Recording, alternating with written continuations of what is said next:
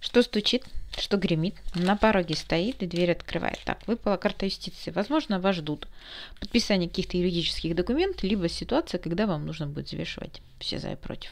Карта взвешивания. По справедливости определиться, что для вас важнее, что для вас главнее, да, что больше перевешивает в вашей жизни, куда больше обратить внимание.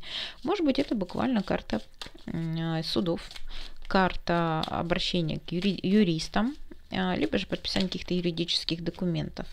Так, еще карта паузы выпала. Карта отпуска, паузы, бездействия, может быть больничного, может быть просто полежу-ка я отдохнуть. Да? То есть может быть подписание каких-то юридических документов по поводу отпуска, паузы, бездействия. Кстати, может быть и больничного в том числе. Да? То есть мне нужно что-то подтвердить, ну не знаю, там делаете какую-то справку о том, что вам положен какой-то дополнительный отпуск, тоже может быть. Но мы спрашиваем совсем о другом. Итак, положу так, что стучит, что гремит, на пороге стоит, дверь открывает, на порог ступает. Итак, что стучит? Это новости, которые вы узнаете, что вскоре вас ждут перемены. Вас вскоре ждут. Ох, какие перемены. Закрутит, завертит. Вы зажжетесь какой-то идеей что-то сделать. Скажем так, здесь очень может быть, что придется действительно очень много чего. Видите, вот по карте восьмерка жезлов. Закрутит, завертит, много переписок, звонков, сообщений, много каких-то событий. Вот буквально закрутит, завертит. А что закрутит, завертит? Какая-то идея. Паж жезлов – это огонь, это страсть. Видите, здесь как зажигалочка у нее из пальца. Паж жезлов – это первые шаги в каком-то начинании, это маленькими шажочками идем к чему-то большему, да, но тут скорее я думаю, что вы зажжетесь чем-то, и так вас закрутит, завертит, что вы как карта маг, да, вот я смогу, я зажглась, мне вот это интересно, я это хочу, я это буду делать, поэтому вскоре вот, да, вы узнаете какую-то информацию, которая вас зажжет, закрутит, завертит, и вы скажете, да, я буду, я это сделаю. Что гремит? Это новости издалека.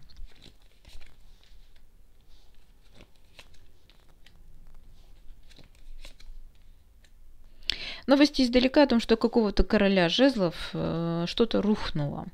Карта башни. Здесь может быть крушение надежд. Не сложилось так, как хотелось. Те планы, которые он построил, не удались. Король жезлов мужчина огненного знака, либо руководитель. Но здесь, знаете, как будто бы карта ожидания. Вы как будто ждете, что это должно произойти. Либо же вы ждали, либо же, может быть, да, допустим, король жезлов это ваш брат, отец, муж, руководитель, сотрудник какой-то, друг какой-то скажет, я жду, что вот-вот что-то рухнет. Карта башня, да, я вижу, что вот тут карта ожидания, он ждет. Он ждет, что вот-вот что-то рухнет. Может, вы от него ждете, что вот-вот что-то рухнет. Я жду, что король жезлов рухнет. Я жду, что у короля жезлов что-то не сложится. Но это скорее новости о том, что у него, не у вас. Это новости издалека. Вы узнаете от кого-то, о ком-то, да, о каком-то мужчине, что он ждет, что вот-вот что-то рухнет. Карта башни – это крушение надежд. Не так сложилось, как ожидалось. Пришлось поменять на ходу. Разочарование, ну, тут может быть по-разному. Люди по-разному реагируют на то, что складывается не так, как они мечтают. Кто-то впадает в депрессию, да, все, у меня башня, у меня весь мир рухнул. А кто-то говорит, о, надо пересмотреть планы и действовать иначе. На пороге стоит. Давайте посмотрим, кто или что стоит на пороге.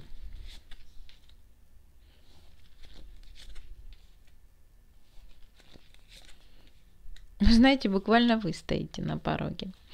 Потому что вот тут вот стоит на пороге отшельник, закрывает за собой дверь и идет в новое. Поэтому на пороге стоит необходимость принять решение, уходить или не уходить из каких-то отношений, которые вас разочаровали. Буквально, да, я отшельник, я закрываю дверь и иду в новое, я принимаю решение, и здесь вот тут пятерка кубков говорит о том, что у вас есть разочарование в каких-то партнерских отношениях. Может быть, вы в треугольнике, может быть, просто это разлитые кубки, недовольство, слезы, переживания о том, что здесь что-то не сложилось. Но за спиной у вас есть другие отношения, за спиной у вас есть возможность создать новые отношения. И это прям желание. И меня разочаровала эта подруга, не хочу с ней больше дружить. Потому что тройка кубков разлиты. Можешь говорить о треугольнике, можешь говорить о дружбе. Тройка кубков – это всегда о сотрудничестве, либо о дружбе, либо о третьих факторах, которые мешают вашим отношениям, допустим. Поэтому здесь, скорее всего, что и вас что-то в жизни разочаровало. разбивает вам сердце, и вы решаете отвернуться и уходить. Потому что здесь вот буквально на пороге ваше решение, туз мечей. Я принимаю решение, отрубаю, что я ухожу. Я больше не хочу смотреть на это разочарование. Я буду искать новые партнерские отношения, новую подругу, нового. Не знаю, это может быть все что угодно. Это может быть и работа, это может быть и дружба, это может быть и любовные отношения, да. То есть двойка кубков — это те отношения, которые меня наполняют, которые дают мне чувство удовольствия, удовлетворения и так далее. Дверь открывает. Давайте посмотрим, какая дверь для вас откроется, либо какую дверь вы для себя откроете, либо кто для вас открывает дверь.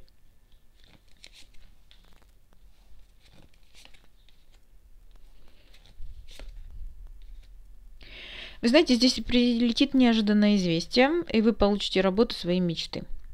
Паш мечей, может быть, нужно будет чему-то обучиться, может быть, это просто информация. Здесь необычный паш мечей, который обычно пажи мечей, они машут мечом, да, либо каким-то, а здесь к нему летит меч, как будто к вам прилетит информация. Паш мечей ученик, паш мечей шпион, серый кардинал, но здесь вот, да, к вам прилетает информация и заставляет вас либо чему-то обучаться, либо принимать какое-то решение, как серый кардинал. И здесь карта работы и карта звезды. Это либо работа вашей мечты, это либо получение должности на работе, о котором вы мечтали, да, либо же о том, что, может быть, вас ждет работа за границей. Карта звезда может говорить о исполнении желаемого, а также о том, что это далеко или как бы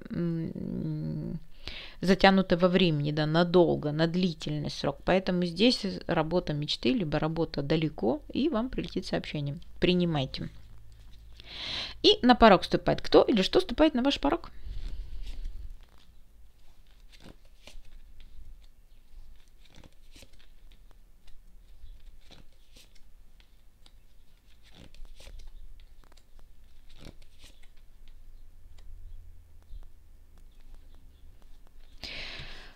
Здесь у вас есть некая привязанность, зависимость. Это может быть как вредная привычка, так и зависимость от человека, от ситуации, от работы, от семьи. Да? То есть дьявол вас чем-то к чему-то привязали. Вы сами себя привязали, возможно, да? Потому что мы решаем, зависимы мы или нет.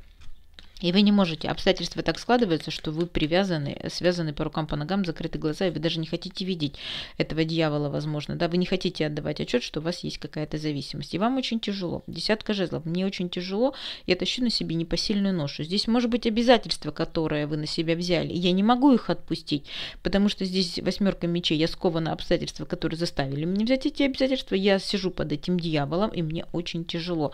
Вы часто, кстати, чувствуете себя бедной, покинутой, брошенной, холодной, голодной, либо что вы тянете чемодан без ручки. Здесь женщина буквально тянет за собой старика, тянет за собой мужчину, который передвигаться сам не хочет. Вы видите, она идет, а он как будто сидит, и она его не может вытащить. Он либо инвалид, он либо просто не хочет двигаться никуда, и вы его тянете, и здесь, скажем так, десятка мечей говорит о том, что вы это закончите. Но не сможете вы дальше это тащить. Причем здесь необычно десятка мечей. Обычно десятка мечей говорит о том, что меня это убило, я лежу мертвая наповал. А здесь вы сами себе этот нож загоняете. Я сама решаю, что мне пора с этим закончить. Как бы мне не было больно, но я решаю, что мне пора с этим закончить. Эта зависимость, эта привязанность для меня слишком болезненна.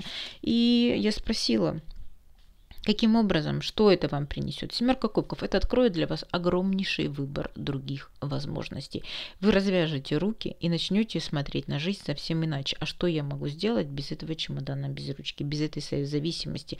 И для вас откроется огромнейший выбор других перспектив. Да будет